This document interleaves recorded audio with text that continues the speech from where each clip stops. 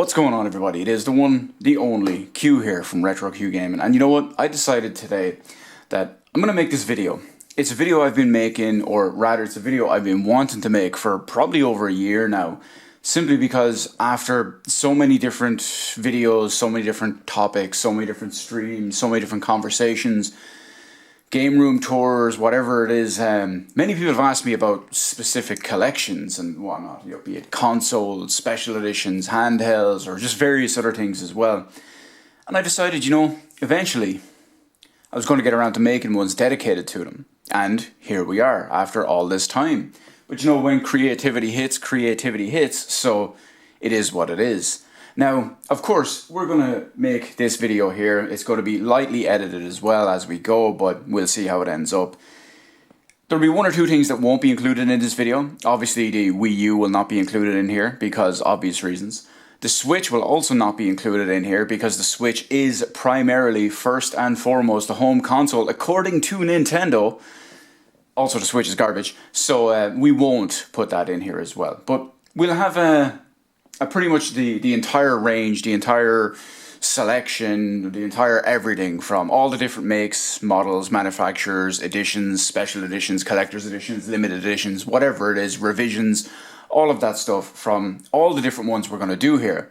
Now, because I am the master of suspense and I live by no one's rules, not even my own, you would expect me to do the most popular stuff, but I'm going to subvert all the expectations and we're going to start with something different. Now, of course, boxes as of appropriate. I have everything here boxed as appropriate. One or two things are missing boxes that I don't have them for. Either some I just can't find but should still have, or some of them I just bought without them. So it doesn't really matter. We'll start from there and we'll make do as we go.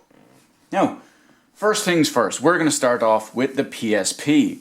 Now, there's a couple of different models of PSP. This is the original PSP 1000. So this is the standard old bust-ass PSP. This is like a launch day. I'm 99% sure this is launch day American PSP. I'm almost certain it's not launch day Japanese PSP, but I'm almost certain it's launch day American one, not Japanese one. So it's pretty funky. It's a PSP, there's not much to say about it. Obviously there's a couple of revisions down the line. There's a PSP, what do they call it, Slim and Light, which becomes a little bit lighter, takes out some of the mechanical parts, has a worse screen, or as I call it, the Slim and Shite. That's the PSP 2000, then there's the PSP 3000, which is the same again with an even worse screen. And of course the PSP Go, or is it PSP Street, or whatever it's called, but I don't have to worry about any of that stuff.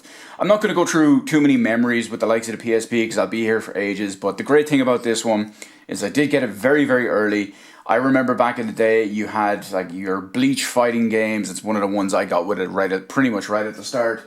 You had stuff like that. You had a great selection of, because of the PSN with the PSP and PS3 at the time, you had a great selection of PS1 RPGs that you could load on here. Some of which were ported over natively, like Breath of Fire 3 being one of the most important ones. But you get the idea. Great unit overall. I have very, very fond memories of the PSP. I was never a fan of any of the later revisions, but, well, it still works. My battery is almost fucked at this point, but feels good, man. Feels good, man. That's all I'll say. I should have my box for it somewhere. But, well, I don't. It's just a standard vanilla black launch day, American launch day, PSP. But we're not going to stop there because we have yet another Sony handheld to go through. But it's not a Vita. It's a different PSP. Now this one here, this is our very special PSP because this one is our PlayStation Portable Final Fantasy VII Crisis Core Edition. As far as I'm aware, this was only launched in Japan, which is where my one is imported from. But it comes with your extra fancy case edition of, it's very hard to tell because it's shiny, it's all foil and whatnot, of Crisis Core. This is all in Japanese, of course, because this was imported from Japan. It's still fully sealed, I've never opened it. I have the collector's edition of the regular European version, so that was the one I played and that was the one I went with. It comes with a couple of other extras. I'm not going to go crazy through detail with them all here, but we have the likes of a keychain with the Buster Sword. We'll pop on. We got some extra stuff on there. We'll just move this aside as we do, and then we come to quote the world's strongest man, it's time for the main event. We're going to pop on open. Now this is unfortunately a PSP 2000, which is one of the two reasons I never used this as my main PSP. Even for many, many years that I had this version of the PSP after my regular one. So I still had access to the old one as well. But this is a PSP 2000. It is a slim and light, aka a slim and shite. It's awful to play with. It feels awful in the hand. It has an awful screen. It's noticeably worse in practically every single way than the original. But this one was only bought for one reason. Luckily, I didn't buy it to actually play and use. I bought it for pretty much collector's purposes. And the reason for that is, despite its uselessness, it's actually a really nice looking PSP. It's got like a really nice silver. This has basically never been used. I've used it maybe 2 or 3 times just to check out the usefulness of it, or uselessness of it, if you will. So it's still very shiny. It's still very new. It has kind of a I don't know if you can see it properly in there, but it's got like a silver fleck kind of thing inside the glossy finish on it as well. And of course on the back it's got some nice Final Fantasy VII Crisis Core artwork. It's some Nomura looking stuff, if you will, on the back, because all of this looks like it's straight out of Kingdom Hearts. But yeah, you get the idea. Now it's a really nice looking PSP. It's a nice collector's piece to have in my collection, so I'm happy with it in that way. Fun fact, how I found out about this is back in, I want to say 2007, possibly. I was over in London with some friends, and we were over there for Video Games Live, the concert. And we were walking through, checking out all the game stores and all that as well. And there was like one really small little, kind of questionable looking little shop run by a Middle Eastern guy at the time. And he had this PSP in the window. And I saw it, I looked at the box, I saw all this stuff, but I saw how much he was charging for it. It was something like 500 UK pounds, which is a lot of money. And I mean, considering it's a lot of money for what it is, but it was also a lot of money considering that it's 500 pounds. So what I did was I waited till I got back home, and I ended up buying this for about 300 odd euro, which is significantly less, probably about half as much than the guy in the UK was charging for it. But it's nice to have anyway, so that's the fun fact of how I stumbled across this one. But anyway, that's our PSP 2000 Crisis Core Edition. Let's move off to whatever we have next. Which is what you're probably thinking is, Q, I know you've got some crazy version of like a PSP 3000 or some other collector's edition PSP or whatever it is. You would actually be wrong. Because lastly, on the Sony side, we have a PlayStation Vita. That's right, the PS Vita. Crazy, I know. Imagine having a PS Vita. Absolute bonkers. I bought this on launch day. Even though, the reason I bought the PS Vita is I bought this for Persona 4 Golden. If you don't know the story about Persona 4 Golden, TLDR, right before launch here in Europe, it was delayed by about 6 months, which was originally... It was supposed to launch at the same time as the US one, but it was originally, or then it was delayed by 6 months again, so it came out in like the start of 2013, so it was pretty rough. Now, I knew that going in, but I decided I'd buy one anyway just to be ready for it. Now, this is originally a launch day, EU, PAL, whatever you want to call it, UK, IE, PSP. This is our original bad boy. It is the classic. And of course, as a classic, you know what that means. Yeah, you know what that means. It means we OLED boys. OLED gang, gang, gang. You know the one. Unfortunately, the PSP was left out to die by Sony pre-launch because of pretty crappy support and the awful situation with their proprietary memory cards. But overall, it's actually a nice unit to use. It feels good. The screen on this one, of course, because it's an OLED, is fantastic. So that's really good. It plays well. It feels well. The buttons, the sticks all feel good. The interface is actually kind of nice. It harkens back to the day of the Dreamcast, if you ask me. And the Dreamcast, of course, had probably the best UI and is the console with the most charm in history and charm and personality, if you ask me. As with most people, though, the PlayStation Vita quickly became a PS4 or a P4G, Persona 4 Golden machine. And, well, you may remember, if you're a long-time viewer or fan or anything like that, you probably remember that about 2 years ago, in summer of 2020, I actually held a funeral for my PlayStation Vita. Not because it didn't work or it stopped working or it broke or anything like that, but because it had only its last remaining use was to be a P4G machine. When Persona 4 Golden launched on Steam, the best and most superior way to ever play the game, even compared to the upcoming console versions, especially the LOL Switch version. Well, it is what it is. The PS Vita now practically has no use for me. I think I have about 8 games for it. So it's kind of a sad, if you will.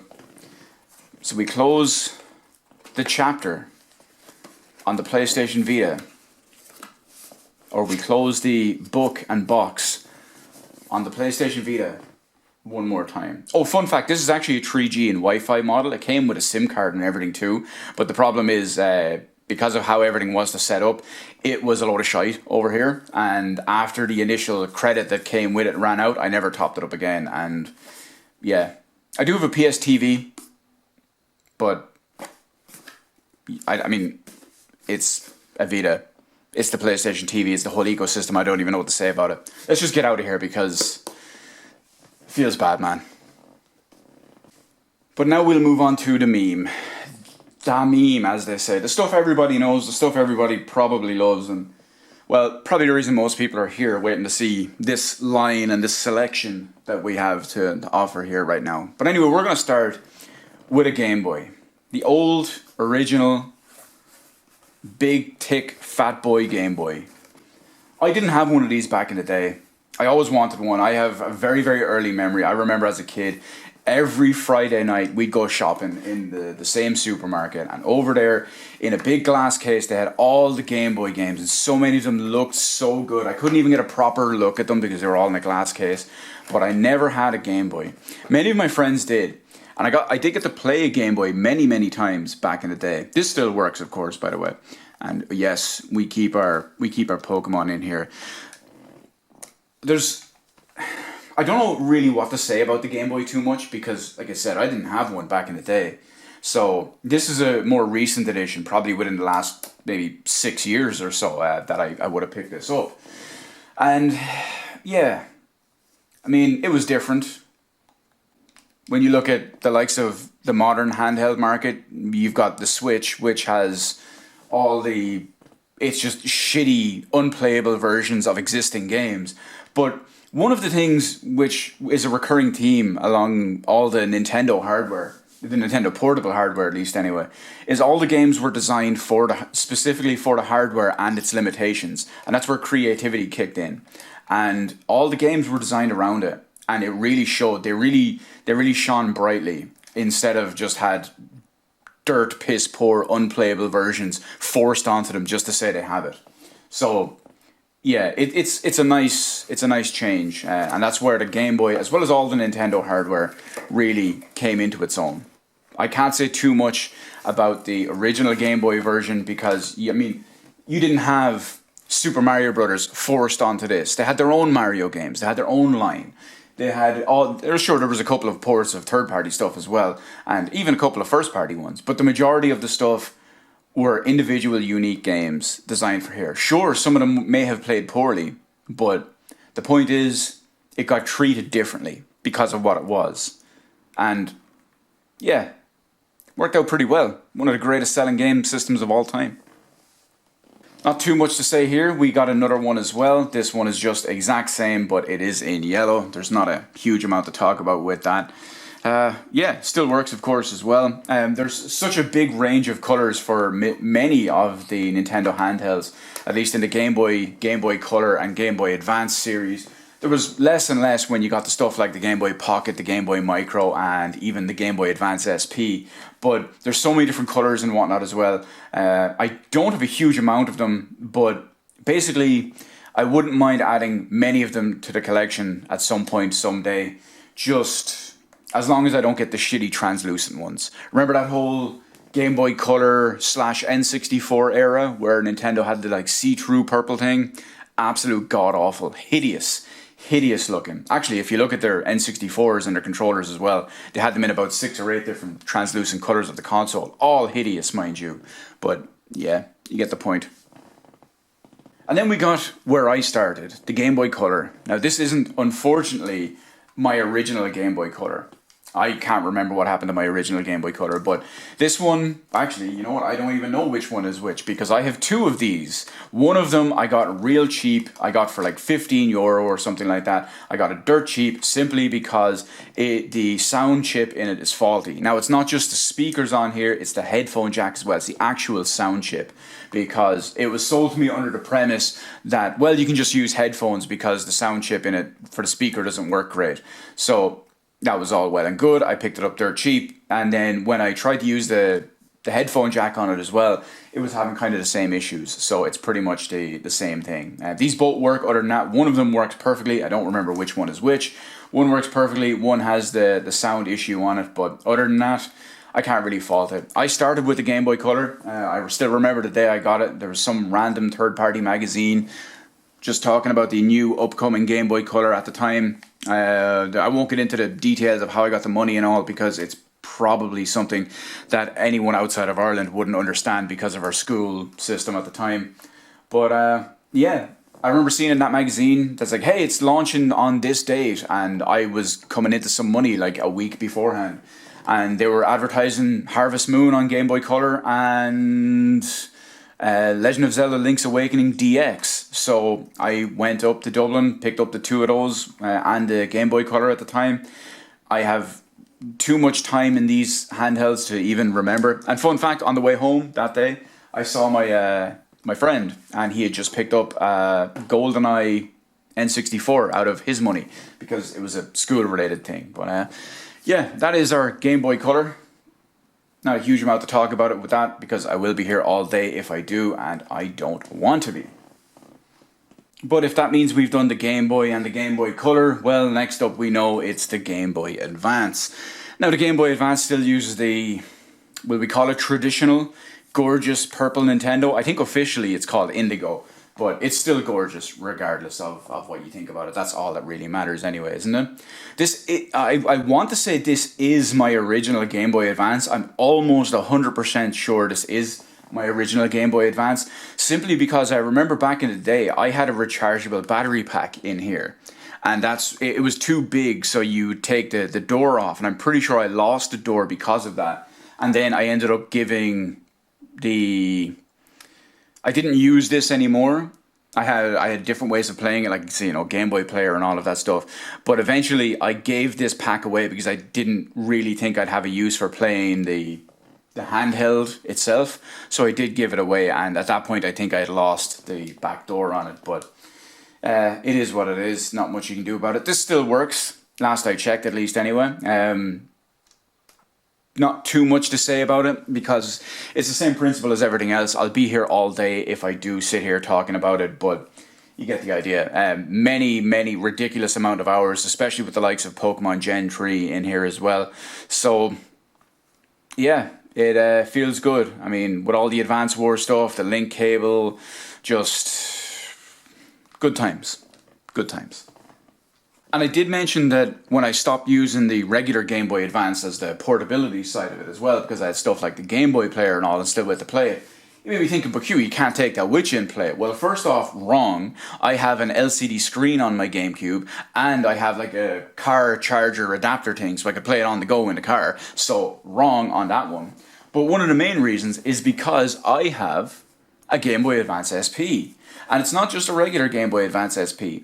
It's a Zelda limited edition pack for the Minish Cap with the Game Boy Advance SP. And this became my regular Game Boy Advance to use. The main reason for that is not only because of the better screen and the nice design and the fact that it looks like a great... Well, when I say nice design, I mean the clamshell design of the SP, but it also looked like a great console too. But the big thing, as everybody knows, with the Game Boy Advance SP, you got a backlit screen. Not just, well, depending on the one you got, you give you backlit or front lit, but the point is there was a light on it. I think this one is actually front lit now that I think about it, because I'm pretty sure when you turn it on, you can see the lights at the front. But the point is, it's a gorgeous Game Boy Advance SP. It's got your Triforce right on the front of it, like everybody knows and everybody loves. Nothing on the back, it's just nice gold, but when you open it up, it does have exactly some lovely stuff on the inside. It's probably a little bit hard to see, but you've got the... I think is it called a Hylian crest? Someone's going to shoot me in the comment section now for it. But either way, it has it. You'll see it down here in the corner. Hopefully we can get it in there without being blinded. But this one, I much prefer this design. I much prefer this design for the Game Boy Advance. Well, compared to the Game Boy Advance. But this is where it's at. This is where it's at. And because it uses a built-in rechargeable battery, I believe it's the first proper Nintendo handheld to use a built-in rechargeable battery. It would not surprise me if this still had some charge in it, because, well, this was made back in the day when their batteries were good. Although technically, they still are a little bit now. It's just really the Wii U gamepad battery that was a load of shite.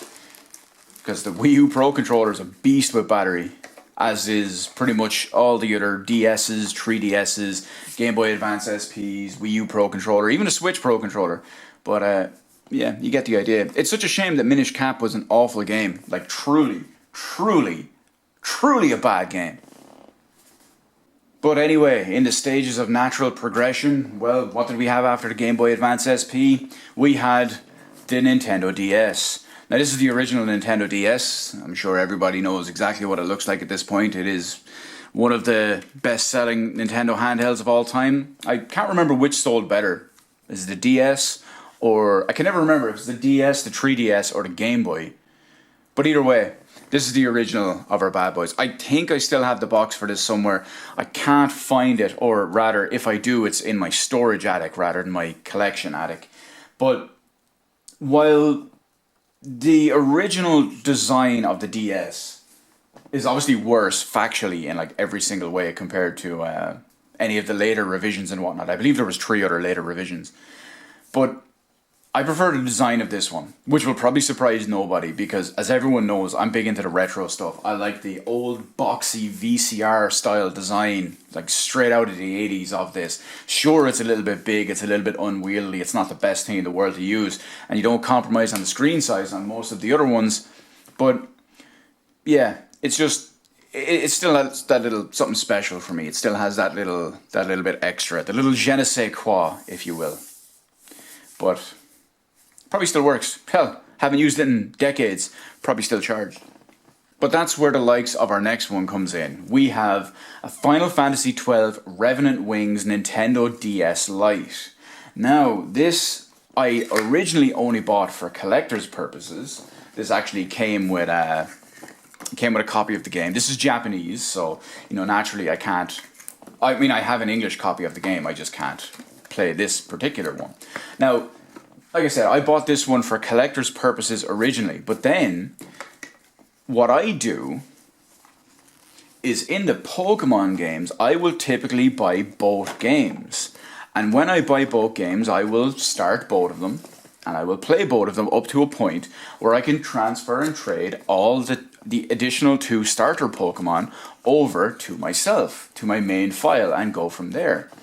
Now, because I have a DS and a DS Lite at the time, that was brilliant. I had the 2 of them on my lap side by side, and that's when I noticed, holy shit, the screen quality is amazingly different on them.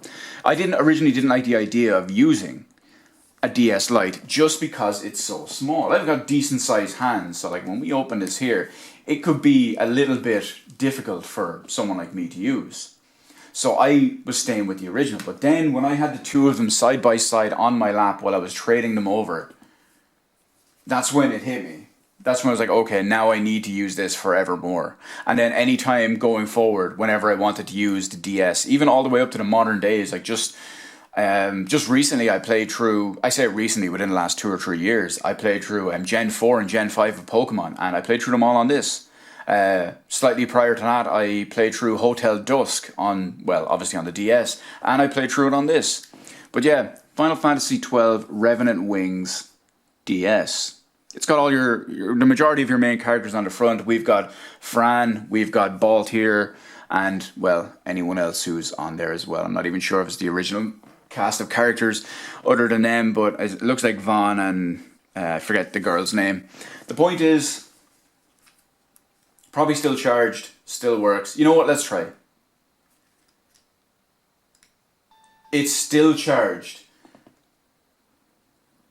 And it's still listed as a full charge.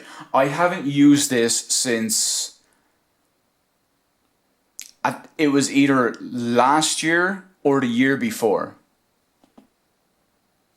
But you get the idea. And still listed as fully charged up there in the corner. I don't know if you can see it properly, but we do what we can. But yeah, it's a nice enough looking unit. It's actually great to use. My only complaint, of course, being the slightly smaller size for someone with decent sized hands like myself. And yeah, I've never actually played Final Fantasy XII Revenant Wings, despite having 2 copies of it and this fancy 3DS. Harken back and make the comparison to the Crisis Core PSP. I have 2 copies of Crisis Core, the Japanese one that came with that unit, and my own proper European Collector's Edition, and I've actually finished Crisis Core. So just make that as a comparison as you will. Granted, it did basically force me to...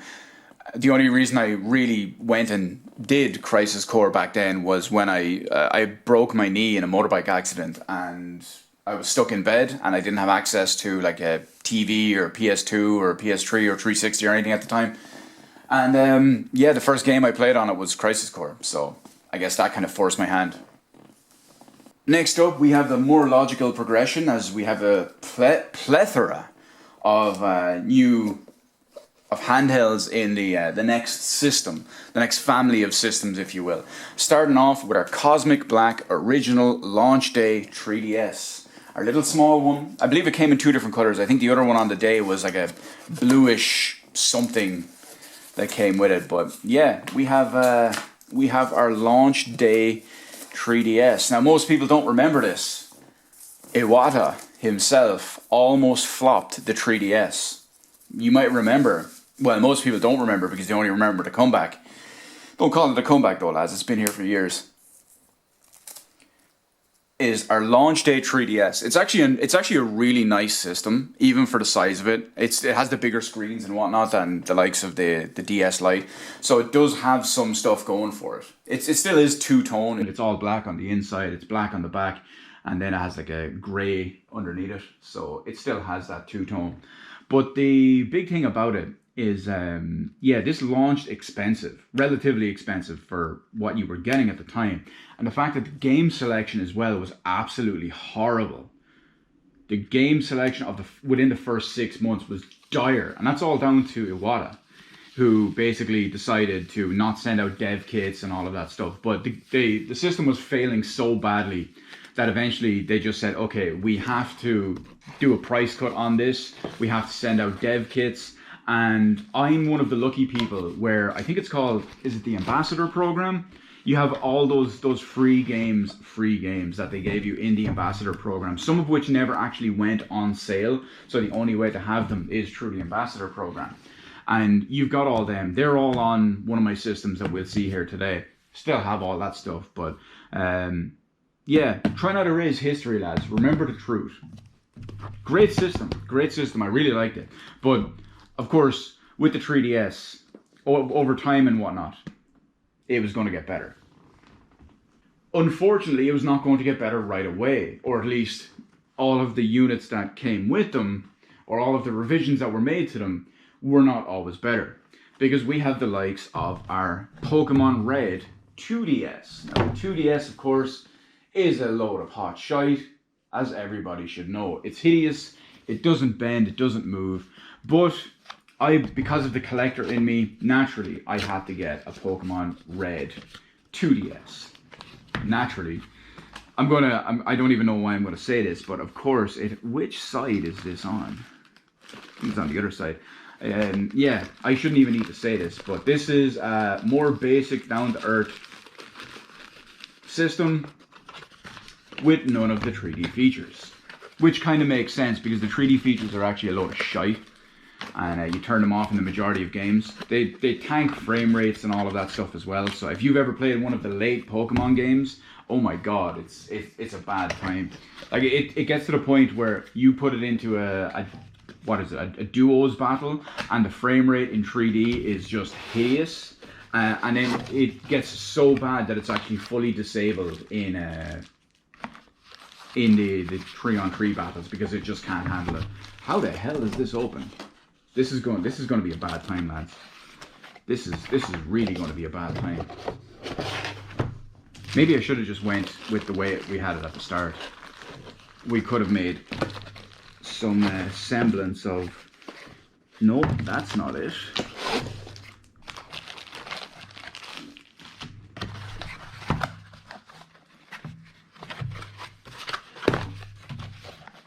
Here we go. So we have our Pokemon Red edition of our 2DS. It's actually... Wait a minute, is that upside down? Jesus, I don't even know which way this is. Well, this will be this way. Look how horrible that's designed. Buttons, your stick and your D-pad both on this side, start and select over here. This is hideous. This is an awful design. It also doesn't bend, doesn't hinge. So that's just woo lad, absolutely awful. I'm not going to harp on about this one. It comes loaded with a copy of Pokemon Red. Japan had a really nice one. There's 3 different versions of this here in Europe. There's the red, there's the blue, and there's the yellow for Pokemon, well, red, blue, and yellow, obviously. But in Japan, they actually got a different version. Not only because, first off, their Pokemon, what do we call it? Their Pokemon Blue is actually Pokemon Green. But on top of that, they also got a special Mewtwo edition. And their special Mewtwo edition was I can't remember if it was Mew or Mewtwo. It was one of the two. But it was a really nice... I know, right? This is going to sound really strange considering what I said earlier. It's actually a really nice translucent purple. It's the good type of purple. It's not the really shitty, faded, almost grey type of purple to see through, like on the N64 and stuff, and the old Game Boy Color. That's why it's actually a nice one.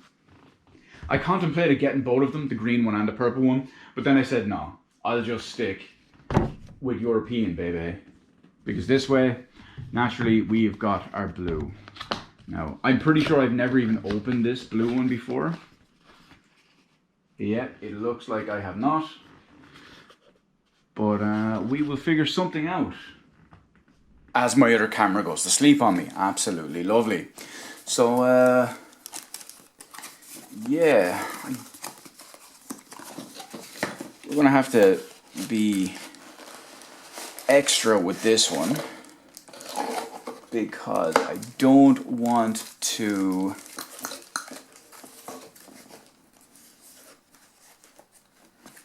destroy the packaging or an easy way to open and close, because I did open and use the red one before, whereas I'm pretty sure this is just being opened for the first time. All in blue, decent shade of blue, mind you. It's a nice nice deep blue, so that's nice. Still a hideous, horrible 2DS though, so we won't talk about that. We'll get it all packed up and ready to go. I think we all know where we're going next with this one, but we'll keep it pretty mysterious, and we'll keep moving along quickly for this part as we do. And yes, of course, we got the special yellow Pikachu edition of the 2DS as well.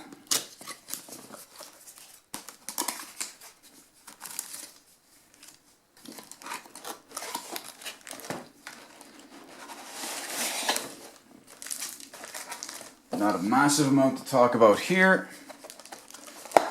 It's the same thing, just in a hideous looking yellow. Truly, truly awful. Truly awful looking thing. Really, really is. I mean, you see the battery, you see all the chips, the flexes, the card slots, everything. But it's, wait,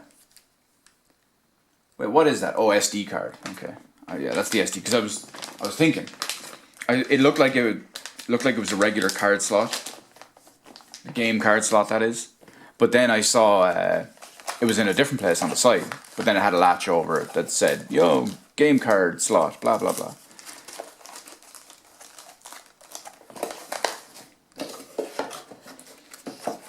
So yeah, naturally this one, Pokemon Yellow, and you get the idea. But everyone remembers the improvements after, the good improvements I should say, after the 3DS. We're not talking the 2DS, we're not talking the 2DS XL. There was eventually a 3DS XL, and well, there was one of those I really, really wanted, but it was an American only model. It was actually the Shin Megami Tensei 4 3DS XL. It had a really nice design on the back of it and all as well, but unfortunately it never launched over here. And if I remember correctly, the 3DS is region locked, so I never bothered buying one because it would have been a nice improvement if it was unlocked, but it would have been a nice collector's piece even if not, but I didn't bother with it as well. But then eventually they launched the new 3DS, and I couldn't justify it at the time because I saw what they were doing, you know, PS4 Pro and whatnot, but I think there's only like 2 or 5 games. For the longest time there was only Xenoblade, and then there was like 2 or 3 more a few years down the line that used the improved processing power in it as well.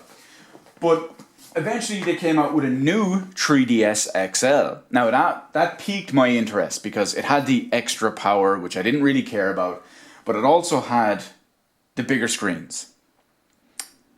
And it wasn't exactly enough for me to justify it at that point. But then they started releasing themed versions, including the new Nintendo 3DS XL Monster Hunter 4 Ultimate Edition. Wow, what a mouthful to actually go out and say, because it's a bit of a woo lad, if you ask me, when it comes to all of that. Now, this particular new 3DS XL is actually my main 3DS. After I transferred from, remember the old small black one we looked at before? I actually transferred over to this one, and this became my main 3DS XL, or my main 3DS to use. It's really nice. It's got that whole, it's not a brushed feel on the front. I don't know if we can get a good look at it. It doesn't have the brushed feel, but it does have kind of the brushed look. It has the Monster Hunter 4, you've got the name, the logo, and all of that as well. It's the same on the back. It has the same look and finish. And then, of course, you pop it on open. It's the same as pretty much, I think, all of them are on the inside. But it's really nice with the huge extra screen space and all too. It's really, really good. It did prompt me to use the 3D features a little bit more, because when they moved to the new 3DS models, I don't think the original XL had it and the original 3DS didn't. But this had like an eye tracking feature up here in the, like, you've got the main camera, and then I think you've got the eye tracking camera beside it. I believe that's what it is. It's been so long I can't really 100% remember. But that would track your eyes, because if you were playing the original with 3D, you had to have your head in like a complete perfect spot, which is really, really stupid for a handheld. But then eventually they came out with the eye tracking one, which made it tolerable when using it. I mean, it was so bad in the initial ones, to the point where Kid Icarus, I think it was Kid Icarus, is it Rising or Uprising? Whatever one it's called, I can't remember the name of it. But it came out on the 3DS, and it was like, there were so many complaints about it, about the 3D and not working and making people feel sick and all that, that they actually included a stand with it. It came with a stand on a portable handheld console in order to make the feature work correctly because it was so poorly designed and poorly implemented. But like I said, down the line, it did get a bit better with the likes of these, even if it did kind of tank performance on some of the games. So eventually, while you could use it and it would not as much feel like a gimmick anymore, you'd still turn it off the majority of the time. So, especially in Pokemon, because it would tank your performance. But even though I had a new 3DS XL to play with, that's not going to stop me, the collector. To quote my boy Vinny Gognitti, what do you mean, nothing nerdy about it? I'm a collector. You know how much this stuff cost? Fucking much. But you get the idea. Including the new 3DS XL Sol Galio and Lunala limited edition of the new 3DS XL. I mean, to the point where I'm buying 3DS consoles and whatnot for absolute shit games. At the time, I don't think I've ever opened this, by the way. At the time, Gen 7, I think this is Gen 7, isn't it? Was the worst Pokemon game I'd ever played. The worst Pokemon. That's actually really nice looking. That is gorgeous. It's like a high gloss, real deep contrast. That is really nice. This may be my first time seeing this. That's actually really, really slick looking. They're on the back too. So, yeah, that's actually pretty damn cool.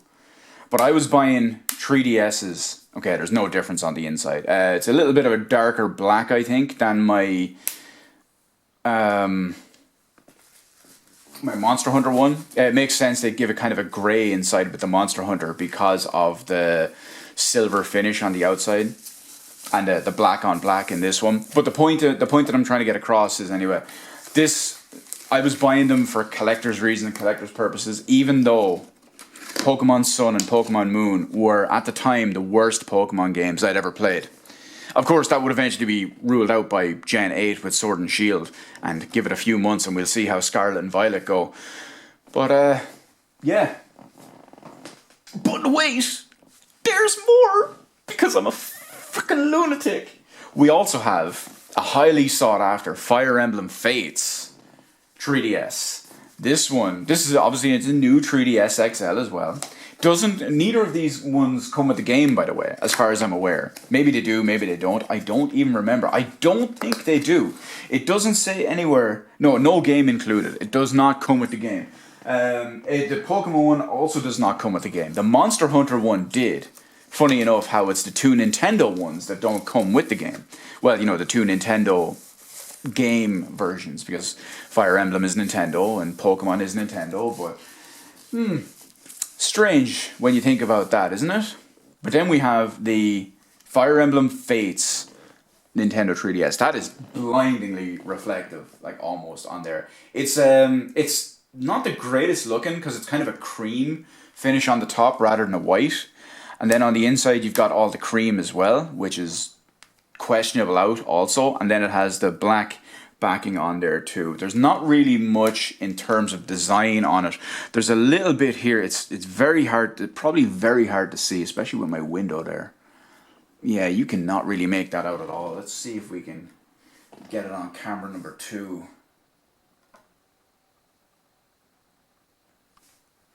You can see it a little bit better there, but still, it's not great. There's a little bit on the back as well. Fire Emblem Fates, naturally, as we all know, has the dual path system, which is being completely fucked and bastardized by Nintendo's killing of the eShop soon. So, enjoy your physical copies, lads. They're pretty much the only ones that work now.